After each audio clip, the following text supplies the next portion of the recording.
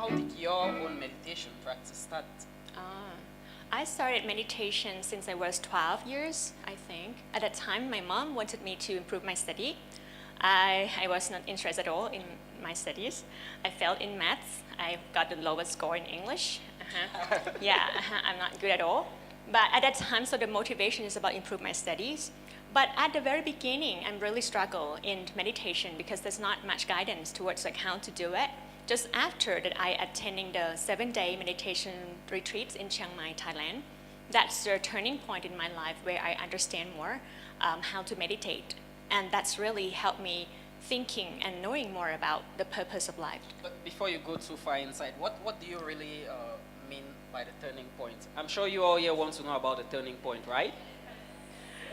I think if you are meditators and you also committed yourself to meditation and you have some experience of meditation, sometimes like you can tell yourself what is the real meaning of life, what is the purpose of life. So that's kind of like turning point for me because I can answer many facts of life.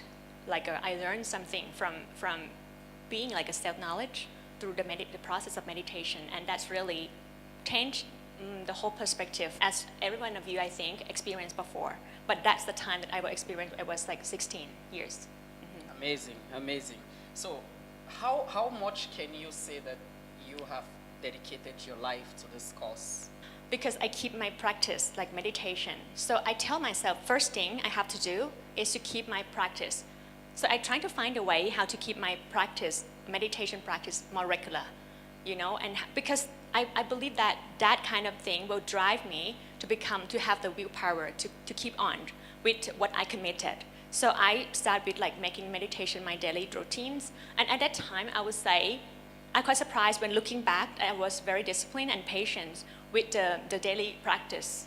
No one have to, or my mom didn't have to tell me. Until this day, I felt like that's kind of building my personal character somehow since that time.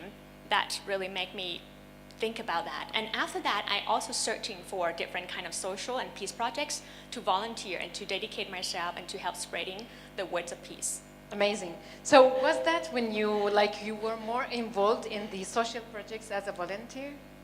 I started to volunteer in different peace projects because I felt like that's the projects that really helped me, you know, satisfying my life and make me feel fulfilled, like you're not like just born and just work, studies like as other people, but you just make yourself benefits other people in the world. And I'm very overwhelmed with that feelings every time that I volunteer in the peace project. So it's become natural in doing so. I just like have high energy in doing that all the times. Yeah. So you were like volunteering in different projects, but what was like the one that impressed you the most between all those projects? The peace projects that called the Path of Progress is a peace education one that they have like 5 million students enrollment. And at that time, I helped since the time that I do the fundraising and public relations.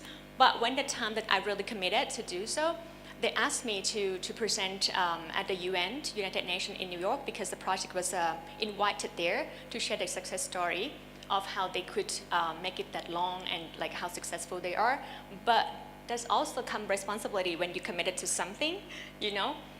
Because once I accept the role and they said like, okay, you should do booklet, you should do brochure, you should do everything actually, presentation, whatever. So I said like, I start from nothing because they have no one doing anything. I'm just like quite like, okay. So that's quite surprised. But the first time that I really challenged myself to do all the stuff. But again, when you accept the role and you committed enough, it's really give me like characters until today, because if you involve in publications, if some of you are here and working on that, you will know that you're going to be very detailed. And that's how I developed myself to be very detailed in documents. I think our crew know well. What did you really like give you a motivation to start Peace Revolution and World Peace Initiative? Motivation? I would say I never dreamed of having this kind of thing, a project before. But because I felt on one project before Peace Revolution, because Peace Revolution is a kind of online interactive one international. I work actually in the country, but I was challenged once to do the project which was quite international, and I failed. And I felt like, no, I should not fail like this. I have to correct it. I need to prove that I could do it great. So I just don't give up at that time and just like learning the process of why I failed. And then I'm just like working on it until, yeah, one day I think, sometimes like failure leads to success, right? For many people, if you don't give up and you believe in what you do. So yeah, that's kind of motivation maybe to. So as you're noticing as well, like any project that would start, it starts with a thought, and then it becomes an idea, and this idea has to start with the first step. So what was the first step that you have like took for Peace Revolution? I think like meditation can be enjoyed, can be shared to everyone, and I think everyone needs like self-development. That's the first step. But these ideas, I have to sell the idea first, right? If you think the same as me, like meditation is universal tools and you can benefit from it, and you need to know more about yourself, you can discover yourself using meditation, I just firstly sell the ideas, like, do you believe so? And once I sell the ideas and some people like it, they're trying to support it, and that's will lead the way to success. So I would say, firstly, I sell the ideas and then form a group of people, like-minded people who share the same vision. Yeah. So that comes to our next questions with me, which means that it was a self-inspiration and then also a group of people around you who inspired you. So tell us more about who like does really inspired you, and how many people exactly they were with you when you like really started. Who inspired me? Because as I mentioned, that I practiced meditation since I was young, and at the time that I meditate on the 7-day programs, actually I meditate with the abbot, which is our great master. Yeah, I always like see him as a role model, like the way he practiced meditation, the way that he disciplined himself, and blah blah blah. So always he's my motivations and inspiration to doing this path. But when we start, and when I would like to start these projects, I also look at him as a kind of role models, like how he like tirelessly, contributing to people, why he can maintain his own inner peace and meditation, but he's still thinking about sharing it around. So that's one of the motivation for me as well to make it happen, especially for the international people. Yeah. I would like to know more, about some of the struggles you went through to launch this organization, because I don't think that, building this kind of big community of over 100,000 subscribers is so easy. So what was the beginning journey like? How hard was it for you? Who are those that worked with you then? I think if you ask about the most difficult part, I would say the self-development itself.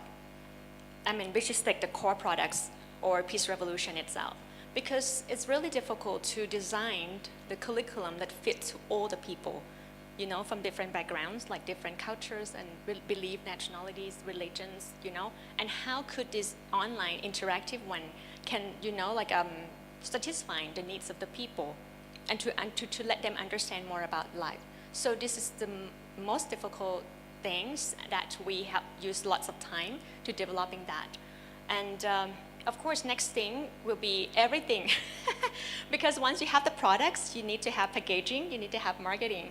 So I don't have anything actually. So it have to start from, okay, once you have the products, you have to think about how to packaging it, right? So I have to outsource for programmers, for webmaster, for graphic designs, how to make the website look interactive, look interesting, look attractive to the people. That's also packaging, and how to marketing it. So at the very beginning, my international friends around the world helped me a lot.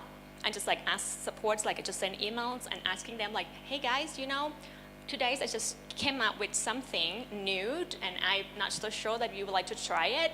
If you'd like to try it, and if you think your friends, a friend of friends would like to try it, please help me sending the emails around. Yeah, and at the end, we got like 100 people from 30 countries who tried that very simple, plain text kind of self-development programs. Yeah, and that's kind of like very impressed for me that all the friends, like that support system, like really help us to grow.